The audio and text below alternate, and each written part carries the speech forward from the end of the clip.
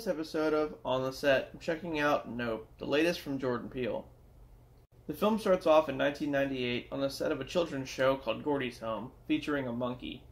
Everything seems fine until one of the balloons on set pops, causing the monkey to go nuts and kill everyone there. We then jump to present day on a ranch in California where Otis Haywood is tending to some horses.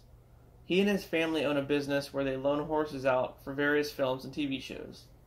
Otis Jr., or OJ as he goes by, heads out to the ranch with his dad, who is suddenly killed by a quarter that just falls out of the sky, along with a bunch of other tiny objects.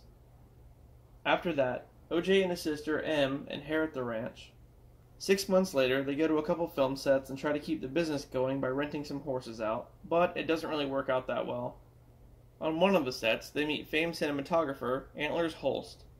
Yep, his name is Antlers. Struggling to keep the ranch afloat financially, OJ sells a few horses to Jupe, who runs a local western theme park called Jupiter's Claim. A bit after that, OJ and M go to visit him to see about buying some of the horses back, and once there, Jupe shows them a private room of collectibles from the set of Gordy's Home, revealing that not only does he know about what happened on the show, but that he was on the show himself as a child. That night, the lights at the ranch go out and horses start to vanish. Just then, OJ sees what looks like a UFO in the clouds. The UFO has been taking the horses and people, apparently, dropping everything inedible, like keys or change, which ultimately is what killed their father.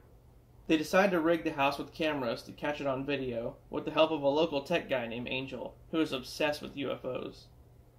After that, they realize that when the UFO is close, it knocks out all electronics, like an EMP. And also that it's hiding inside of this one cloud in particular that never moves. As that's going on, Jupe's doing a live show where he plans on using a horse as bait to lure out the UFO. In the audience is the only other surviving member of Gordy's Home, a woman who got her face ripped off by Gordy. Ouch.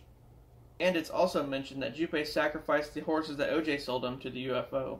Not cool, man. Suddenly, the UFO appears and eats Jupe and the people in the audience. Yep, I said eats.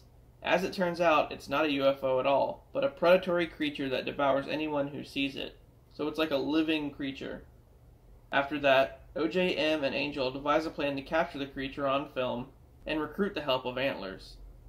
They set up a field of wacky inflatable flailing arm flailing tube men to watch for its arrival, and Antlers brings a non-electrical camera to counter the creature's ability of knocking out electronics. All of a sudden, a random TMZ reporter shows up and tries to interview M for what happened to Jupiter's Claim, and ends up riding off towards the creature, where he gets thrown from his bike and eaten. Antlers successfully captures the creature on film, but then, for whatever reason, he lets himself and the camera be eaten. Like, why? And then it tries to eat Angel, but he covered himself in barbed wire so it spits him back out. And I guess because of that, it changes form into like this giant jellyfish looking thing. Well, I wouldn't say changed form, but it expanded.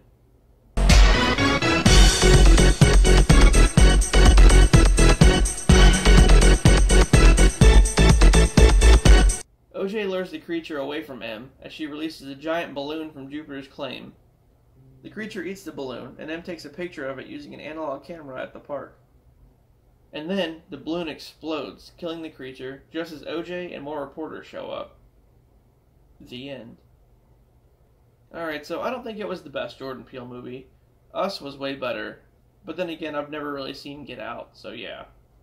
The plot was alright though. I mean, a giant alien creature eating people, disguised as a UFO? I'm not really sure what he was going for. I mean, at least Us made sense, even with the twist ending. Did this one have some kind of underlying meaning? I mean, aside from the obvious you can't tame animals thing he was trying to say with the monkey. Man, that was bad. And it was based on something that happened in real life, actually. Anyway, Daniel Aculio was good in this one. And freaking Keith David, who didn't get much screen time at all. And Stephen Young was cool.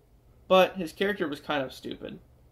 He made a theme park that glorified and exploited a traumatic incident where a monkey went nuts and killed people. Oh, and he profited off of it. Seems legit. Ultimately, was it good? Nope. I'll see you next time.